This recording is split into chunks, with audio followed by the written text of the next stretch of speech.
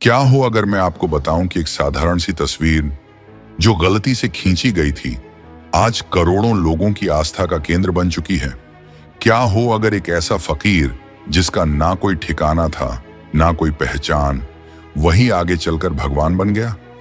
आखिर कौन थे शिरडी के साईं बाबा?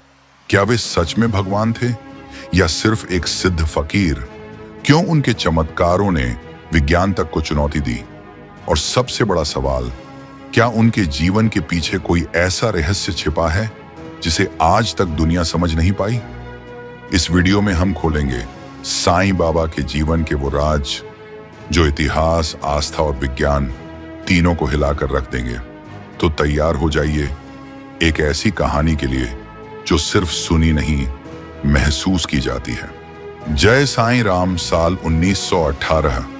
पूरी दुनिया एक खतरनाक महामारी से जूझ रही थी और उसी दौर में मुंबई की गलियों में भी अजीब सी बेचैनी थी। इसी दौरान एक प्रसिद्ध फोटोग्राफर एस देवरे अपने पुराने कैमरे को ठीक कर रहे थे। तभी अनजाने में उनके कैमरे में एक ऐसी तस्वीर कैद हो गई जो आगे चलकर करोड़ों लोगों की आस्था का केंद्र बन गई। वह तस्वीर थी शिरडी के साईं बाबा की। लेकिन असली सवाल यहीं से शुरू होता है। आखिर साईं बाबा थे कौन? उनका जन्म कहां हुआ? क्या वे भगवान का अवतार थे या कोई सिद्ध फकीर? क्या वे हिंदू थे या मुस्लिम? अगर वे मुस्लिम थे तो वैदिक भजन क्यों गाते थे? और अगर हिंदू थे तो पूरी जिंदगी मस्जिद में रहकर अल्लाह मालिक क्यों कहते रहे? इन सवालों के जवाब हमें इतिहास, आस्था और रहस्य के बीच ले जाते हैं।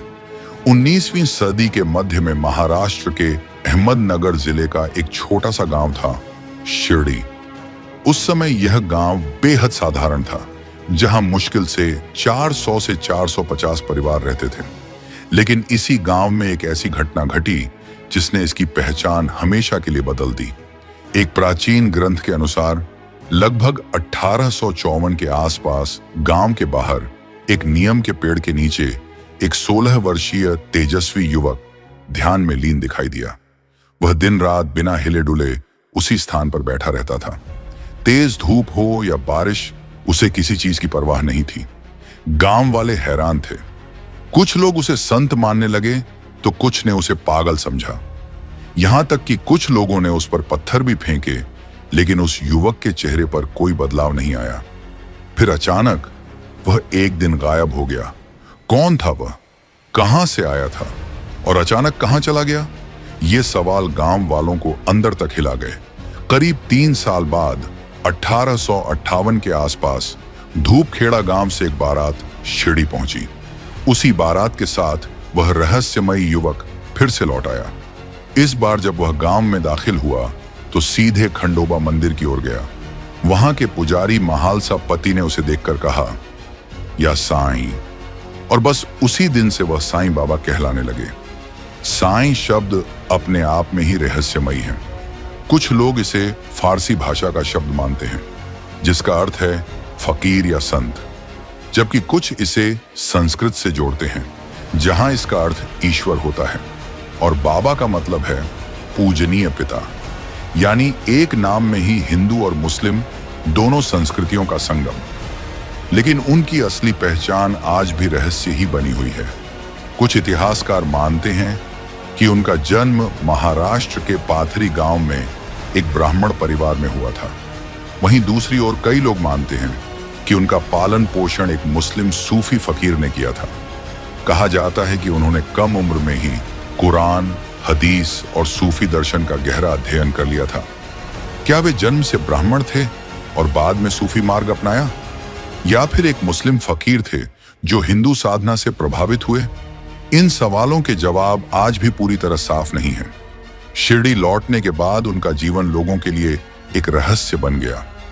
वे दिन में भिक्षा मांगते और रात को नीम के पेड़ के नीचे सोते थे। जब लोगों ने पूछा कि वे यहीं क्यों रहते हैं तो उन्होंने कहा, यह मेरे गुरु का स्थान है। लोगों ने उनकी बात पर विश्वास नहीं किया। तब उन्होंने खुदाई करने को कहा।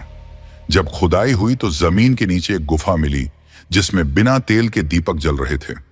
वहां लकड़ी के तख्त और साधना से जुड़ी वस्तुएं भी मिली। बाबा ने बताया कि यह उनके गुरु का तप स्थल है। यही स्थान आज गुरु स्थान के नाम से जाना जाता है। इसके बाद उन्होंने एक पुरानी टूटी फूटी मस्जिद को अपना घर बना लिया, जिसे बाद में द्वारकामयी कहा गया। और यहीं से शुरू हुआ एक ऐसे संत का जीवन जिसने धर्म, जाति और परंपराओं की सीमाओं को तोड़ दिया। चमत्कार, रहस्य और साईं बाबा का अंत। द्वारकामयी में रहने के बाद साईं बाबा का जीवन पूरी तरह बदल गया। उनका दैनिक जीवन जितना सरल दिखता था, उतना ही रहस्यमयी भी था। वे रोज भिक्षा मांगते थे, लेकिन जो कुछ भी मिलता उसे खुद खाने के बजाय दूसरों में बांट देते थे। कई बार वे पूरे गांव के लिए खाना बनाते और फिर जानवरों तक को प्रेम से खिलाते। द्वारकामयी में उन्होंने एक पवित्र अग्नि जलाई थी, जिसे धुनी कहा जाता था।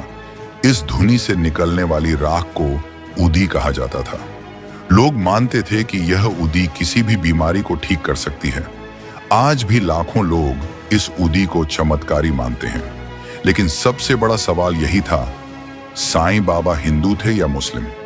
अगर आप उन्हें बाहर से देखते तो वे एक मुस्लिम फकीर जैसे लगते थे। सिर पर कपड़ा, सादा वस्त्र और मस्जिद में निवास। वे अल्लाह मालिक कहते थे और फातिहा भी पढ़वाते थे। लेकिन दूसरी ओर वे हिंदू परंपराओं का भी पालन करते थे। उनके कान छिदे हुए थे, जो नाथ संप्रदाय की पहचान है। वे तिलक लगाते थे, भजन गाते थे और रामनवमी जैसे त्योहार मनाते थे। यानी वे दोनों धर्मों से जुड़े हुए थे, लेकिन किसी एक तक सीमित नहीं थे। उनका संदेश बहुत साफ था, सबका मालिक एक। उनके चमत्कारों की कहानियां भी कम अद्भुत नहीं हैं। एक बार गांव के दुकानदारों ने उन्हें तेल देने से मना कर दिया, तब उन्होंने पानी से ही दिए जला दिए। कई लोग कहते हैं कि वे लोगों के मन की बात पढ़ लेते थे और दूर बैठे भक्तों की मदद करने के लिए अचानक प्रकट हो जाते थे। उनकी सबसे बड़ी शक्ति थी लोगों को बिना दवा के ठीक करना। लेकिन क्या यह सब सच था या सिर्फ आस्था का परिणाम? इसका सबसे बड़ा प्रमाण है उनके जीवन काल में लिखे गए ग्रंथ और उस समय की असली तस्वीरें। 1900 से 1918 के बीच खींची गई उनकी कई तस्वीरें आज भी मौजूद हैं, जो उनके अस्तित्व को प्रमाणित करती हैं। लेकिन हर कहानी का एक अंत होता है। साईं बाबा के जीवन का सबसे बड़ा रहस्य एक ईंट से जुड़ा हुआ था। यह ईंट उनके गुरु की निशानी थी, जिसे वे हमेशा अपने पास रखते थे। एक दिन वह ईंट गलती से टूट गई और उसी क्षण बाबा को एहसास हो गया कि उनका समय अब समाप्त होने वाला है। 1918 में दशहरे के दिन उन्होंने अंतिम सांस ली और महासमाधि में लीन हो गए। उनके शरीर को शिरडी में ही दफनाया गया, जो आज एक विशाल समाधि मंदिर बन चुका है। जो गांव कभी अनजान था, आज वह दुनिया के सबसे बड़े तीर्थ स्थलों में से एक है।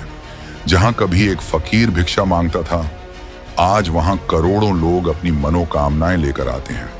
तो क्या साईं बाबा भगवान थे या एक महान संत?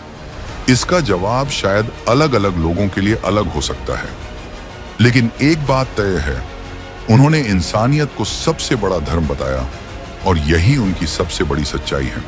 तो दोस्तों, अगर साईं बाबा की यह रहस्यमयी और प्रेरणादायक कहानी आपको छू गई हो, तो इस वीडियो को एक लाइक जरूर करें, क्योंकि आपका एक लाइक हमें ऐसे ही और गहरी और सच्ची कहानियां लाने के लिए मोटिवेट करता है। और अगर आप ऐसे ही इतिहास, रहस्य, आध्यात्म और अनसुलझे सवालों की सच्चाई जानना चाहते हैं, तो हमारे चैनल को अभी सब्सक्राइब करें और बेल आइकन को जरूर दबाएं, ताकि आने वाली हर नई वीडियो आप तक सबसे पहले पहुंच सके। नीचे कमेंट करके जरूर बताएं, क्या आप साईं बाबा को भगवान मानते हैं या एक महान संत? आपकी राय हमारे लिए बहुत मायने रखती है और इस वीडियो को अपने दोस्तों और परिवार के साथ जरूर शेयर करें, ताकि वे भी इस अद्भुत कहानी और इसके पीछे छिपे रहस्य को समझ सकें। याद रखिए, साईं बाबा ने हमें सिर्फ चमत्कार नहीं, बल्कि जीवन का सबसे बड़ा सत्य सिखाया। सबका मालिक एक। मिलते हैं अगली वीडियो में एक और नई, रहस्यमयी और आंखें खोल देने वाली कहानी के साथ। जय साईं राम।